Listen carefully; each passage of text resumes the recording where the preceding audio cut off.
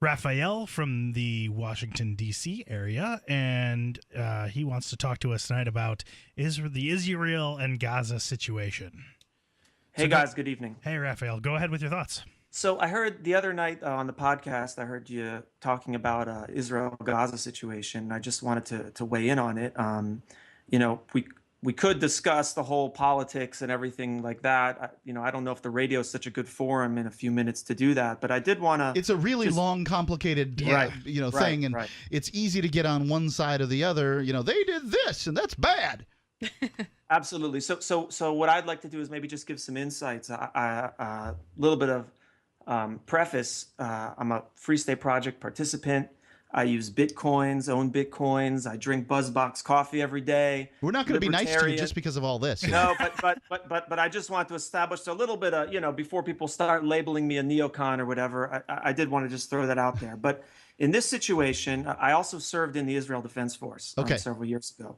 I was obviously not in this conflict in Gaza, but in 2008, 2009, which was a little bit shorter, but similar, rocket launches, a soldier abducted, terror tunnels, smuggling, weapons from Egypt. Let me ask you about these rockets. Yes. So they've we hear things about these Palestinian rockets, and rocket sounds terrible, right? Like it sounds big and massive. And then we hear that they're essentially bottle rockets or something slightly larger than that. Can you tell us, in your words, what you think about these rockets?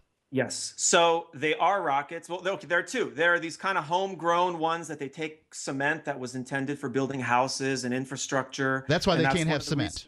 Right. And they make them. And those are ones that they're short range. So they're kind of like you'd build your own rocket. Like they can shoot them really high up in the air, and then they launch like 4 kilometers, east of where you shot them. Right. Okay. And they can do damage. They fall on your car, your porch, you're dead. Right. If they fell on someone's home and the home's there, they're not usually made out of wood, they're made out of some kind of rock. So probably you're okay, even if you're not in a bomb shelter, but dangerous nonetheless.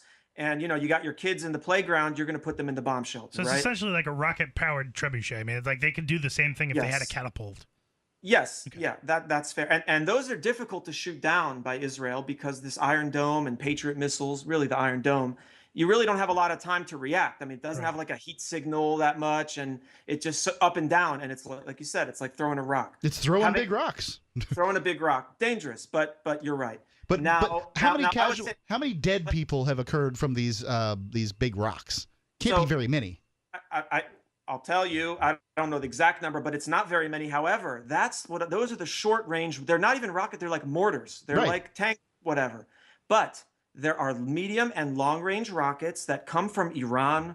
Some of them are Soviet made, and those are also smuggled in mainly through Egypt.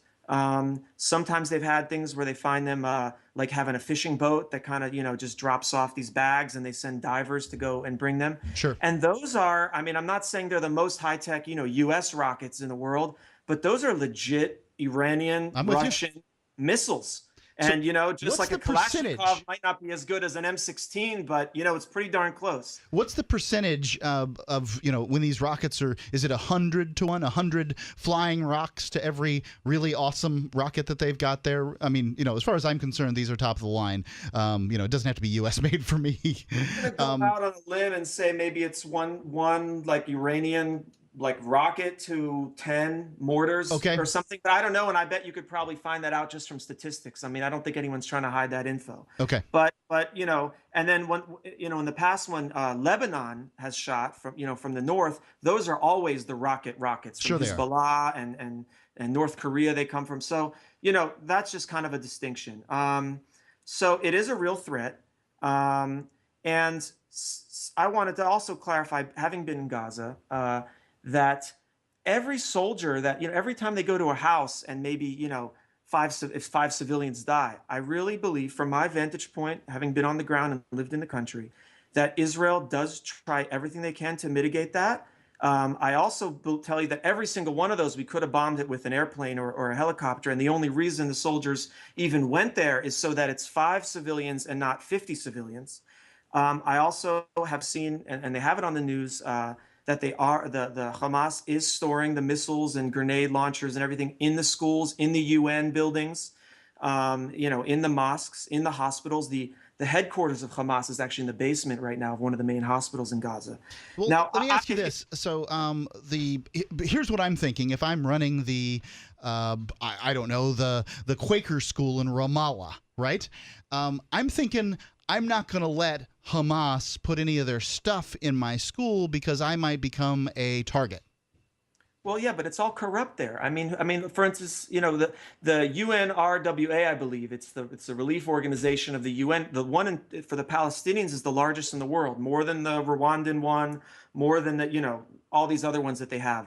But it's tons of corruption, and the people there very much do. I'm not saying everybody, but there's several people, let's say, working there that are UN employees that definitely are actively trying to hide it. And every time they find those rockets, they give them back. But there's a lot of specifics that we can talk about, but I just really honestly can tell you that I think that Israel and the army is trying to be as humane as possible. If we could dismantle all the governments, we'd be better off. I'm totally with you. But do you want to hold the line and talk to us a little bit more about this? Sure, why not? Sure. Okay, fantastic. So you're listening to Free Talk Live. Give us a call, 855-450-FREE. That's 855-450-3733. I mean, you mentioned there are tunnel networks. There are these rocket-propelled, basically cement bombs, just giant rocks that they're just launching across the border. Yeah, I always wondered why it was that they weren't allowing cement to go into Gaza, and I guess the reason is because they'll, in some cases, turn them into big rocks that they throw at people. Sure, and look at the tunnels that they build. I mean, you can see pictures and videos on YouTube and Google. It's the amount of tunnels that imagine going 20 meters underground and building a tunnel that's like 4 or 5 kilometers long, goes from the heart of Gaza all the way into the heart of an Israeli city, or that area. Do you know how many houses and hospitals and schools you could build with that cement? I mean, we're talking like millions of dollars per tunnel. And let's not even get into the fact that they use child labor because they're so small there. But I don't really want to debate the whole issue, the whole politics. If I could press a button, like I said, I'm a libertarian guy. If I could press a button, end all the foreign aid, dismantle all the governments on both sides, I think people would be better off. How would that work, though? This is the problem is the reason that there is an Israeli state is because, it was sort of carved out of the map, and, this is where the Jews got to go. In my opinion, it would have been far better off if Western countries would have just said, hey, Jews, come here. Please come here. But instead they decided, let's take this little section of the map and we'll make Jesus come back or whatever. Yeah, exactly. But how do you undo this? That's my whole problem with the whole thing, is that I think that both sides have chosen this particular piece of land because it's magical. Mm-hmm. It's magic. Mm-hmm. We need to have this particular piece of land because... Well, now they've bought it, though. Like, if I have a house that's in Haifa... Yeah. Like, I don't want to. I'm not going to sell. What? Now I've got to move to New York City. I got to go to L.A. I got to go to London. Look, a big part of it. They were talking about historically starting a Jewish state in Uganda. You got to see this is all happening after World War II, after the Holocaust, with all the people that were exterminated there. And one of the reasons that they wanted to have a Jewish state and not just absorb the people into the U.S. and Europe, which was an issue in and of itself. But there is the idea that throughout history, Jews have been persecuted and slaughtered, just like many other people. And having a state with the military, is a way that, like, for instance, I'll give you an example. When the Ethiopian Jews were being, in bad conditions there, mm-hmm. Israel saved hundreds of thousands. They sent the military in. I mean, they weren't fighting people, but they were sending like cargo planes to pick up, I don't know if it was tens or hundreds of thousands of Ethiopian immigrants. And when the Soviet Union collapsed, they brought, I believe it was almost 1 million or so Jews from that area. So, I know it's a bit now they political, have to settle them somewhere. And, and now, as a result, Israel has the highest per capita rate of engineers and scientists in the entire world. So from the Soviet Union. Well, yeah. So it's an amazing I'm just thing saying to that see. There is an argument to be made that just absorbing them into other places peacefully might not solve the problem, because there is a history of thousands of years of Jews not being able to defend themselves, and every time they get slaughtered. So, but it hasn't happened in England, and it hasn't happened in the United States, and it hadn't happened in Germany. Look, before the Nazis came in, Germany was one of the, it was a democracy. It was cultured, technology. Jews were very successful there. So, Look, there. I'm not trying to argue for the government, the Yeah. Jewish Israeli government, or the U.S. government. But if you do, it's. I agree with you, Mark. What you said is, World War II maybe had to have. You and Ian sometimes get at it. World War II maybe, I believe, had to happen. But if World War I had never happened, then maybe World War II would never have happened. And I'm totally with you. I think the Pacific theater was unavoidable. It's the same kind of thing. I mean, if the Holocaust wouldn't have happened, yeah, you know what? You don't need a Jewish state. But once you have that happen, what are you going to just take another chance like that? The Holocaust was just the best broadcast pogrom. I mean, it had gone on before. There's no doubt. Sure. And very few more people died. More people died in China, and more people died in a lot of other atrocities. So, indeed. But I would say that the Jews do have a bit of a unique situation in the sense that when they live in Babylon or Egypt, they get persecuted and killed and enslaved. They go to Europe, Germany, same thing happens. So Isn't it assimilation, though? I mean, there are a lot of cultures out there. You're not finding the Ostrogoths and the Visigoths had it really tough, as far as assimilation went too. But nobody even knows where those people are at this point. Like, to some extent, it's because of this.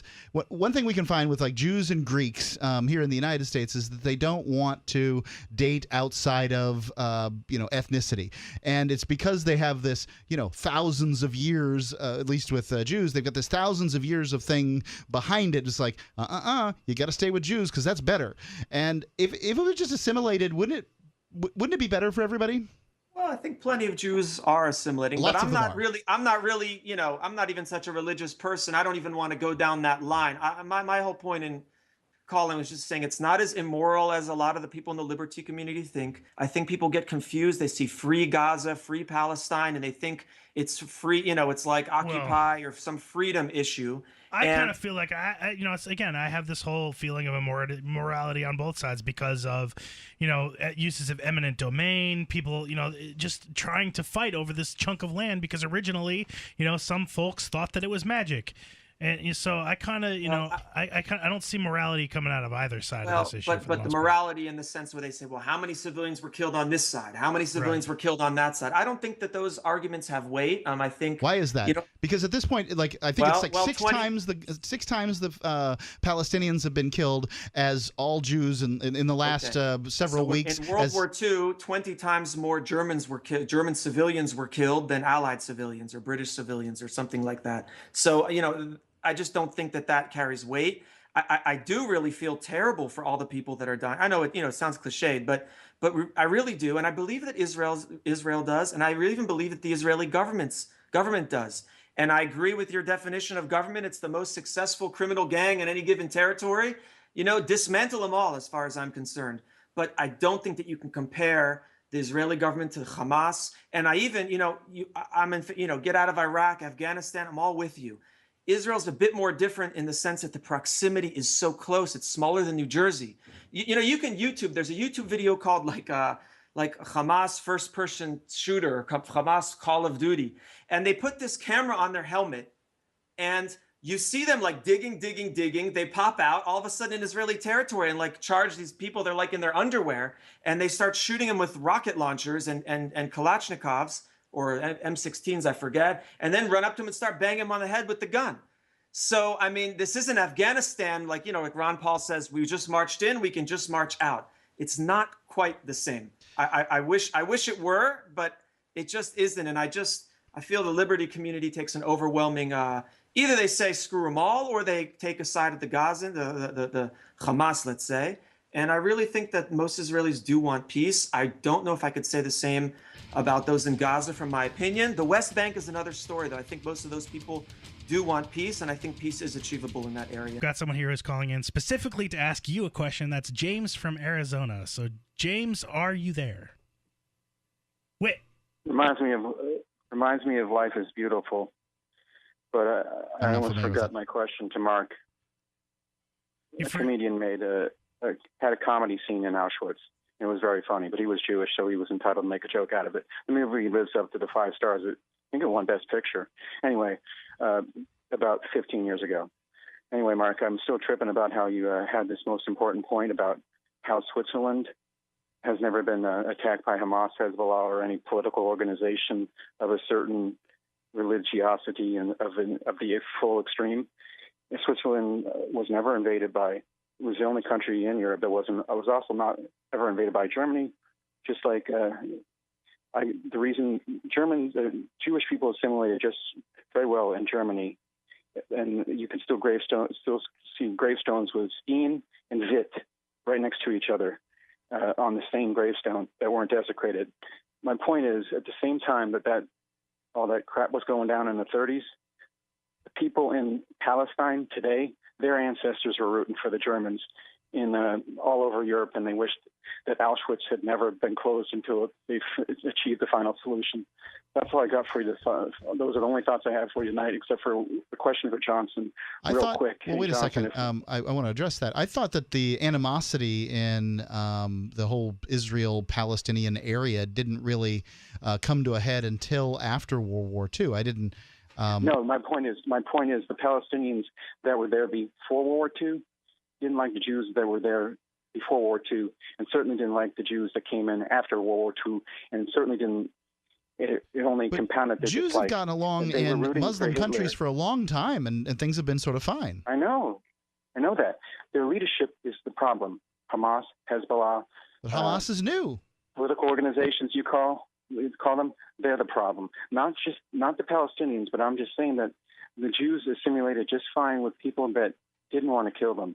So I was going to ask Johnson. Yeah, what's your question? Here's a food for thought. If Israel announced today they were going to lay down all their arms, throw them into the Mediterranean, so to speak, what would you think would happen? And if the Palestinians said they were going to lay down all their arms today and throw them into the Mediterranean, what do you think would happen? Yeah, I think right now either side would annihilate one another. It's pretty clear. I don't believe the Jews would do that. No, I don't believe the Jews would do that. I believe we'd have peace in our time. I believe we'd have peace in our time in the Middle East. Peace be with you, Johnson. Hopefully. I certainly hope that we have peace in the Middle East. Free Talk Live, 7 nights a week from 7 to 10 Eastern, live on the Liberty Radio Network at LRN.FM.